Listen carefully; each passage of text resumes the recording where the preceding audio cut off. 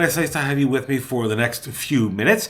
I was actually supposed to be doing a video a few days ago, but I'm actually just recovering from a cold. I got a very nasty cold on Monday, Tuesday, Wednesday.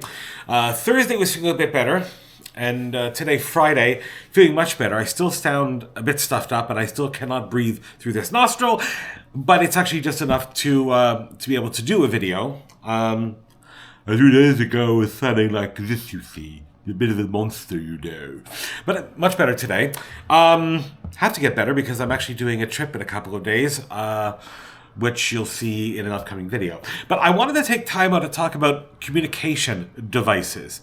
Now, there's many types to choose from. Many different brands to choose from. We all know the kind. Like, I'll pick up my helmet right here. You know, the kind that actually go like to the side of the helmet and has Bluetooth. You can connect it with your phone. You can also connect other people that are riding with you. That is one option. And I think overall, those are actually pretty good. The one that's here, by the way, is a BKS2. This is the BKS2, which I've been actually very happy with. It has a pretty decent battery life of around, depending, of course, on the outside temperature. I mean, if it's cold outside, it's going to be less. But it's between 14 and 16 hours and has a pretty good charging time. I actually have two of these ones here. So if I do a long trip where I'm riding a very, very long time, I could just swap it out and that's it. So I'm quite happy with it. Now, this is all good. Depending on where you are. And I'll explain that for a moment. So recently, there was a trip that I did, and the friend who I was riding with also has a different BKS. He has the first generation, this is one of the first generation ones, the BKS1, and you can actually connect the one and the two together. They work the same way. The only difference, the battery life is not as good in this one, and for audio quality, the BKS2, of course, is better because it's a more updated version. So when we took this out, we were doing some riding where we weren't always together. Sometimes one of us would go ahead a little bit further. Sometimes one of us would stay behind to take some pictures, and we meet up later along the trip.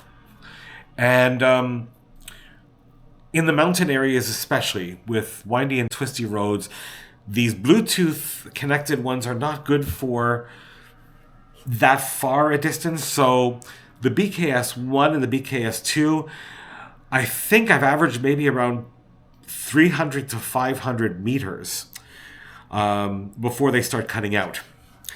And a few years ago, we had a bit of a problem with this. So we thought, well, if we're doing like long trips where we know we're going to be maybe at different places, one will go ahead or whatever, we'll come up with another solution.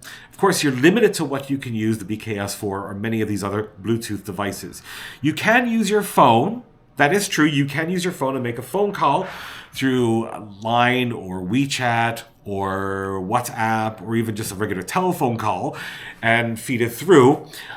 But that all depends whether or not you have good mobile service in that area. Now, for the most part, here in Taiwan, mobile service is absolutely fantastic. But there are certain areas in the mountains where it can get a little bit sketchy depending on who your mobile provider is. Excuse me. It is just coffee. Nothing else in it. Anyway, so what I was saying. Yes, you can also connect that way. But we thought, well, if you connect with your phone and you're riding, it's a little bit tricky because then you have to stop, pull out your phone, dial the person's phone number or the app, and connect that way. And then, as I was looking around one day at a shop not far from where I live, I came across a solution. The solution is, why not use a transceiver? Now, if you don't know what a UHF VHF transceiver is, this is one right here. This one is made by SMAT. Actually, I have two of them. There's another reason for that, but anyway, these are UHF VHF transceivers. And okay, this is the antenna that's here, but this actually comes off, unscrews like this, and I do have another antenna which is with a wire that I connect to this. This I can leave in the bag in the tank, or even one of the saddlebags. And the antenna has a magnetic base that I can just put on the bike. And then feeding this to the BKS is actually very simple. It's just this simple wire here. This plugs into the transceiver. This is push the talk button, which has a Velcro pad that's actually right next to the throttle. So you just have to push it. You can put it anywhere else that you have easy access with the thumb. And then the other unit goes into the BKS.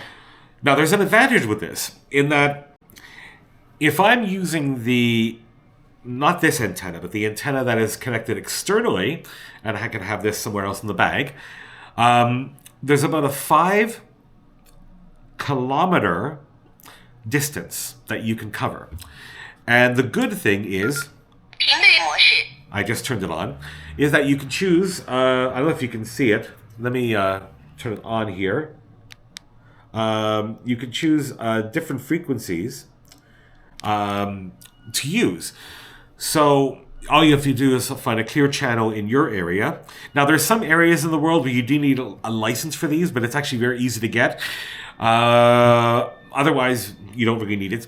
But yeah, this is what I use on very long trips if I'm traveling with somebody. And I have an extra one, only because if they don't have one, I can connect it up to their Bluetooth unit, and you get a really good distance. And also, I have to say, the sound quality is far better than anything that you get from one of these. They're actually not that expensive. The other nice thing about them is the battery life. So the battery life on these is about 24 hours. And that's on standby mode. It's about 24 hours. Actually, it's a little bit longer than 24 hours on standby mode. If you're using and talking a lot, of course it does reduce, but not really by that much. And then you have it comes with a charging stand.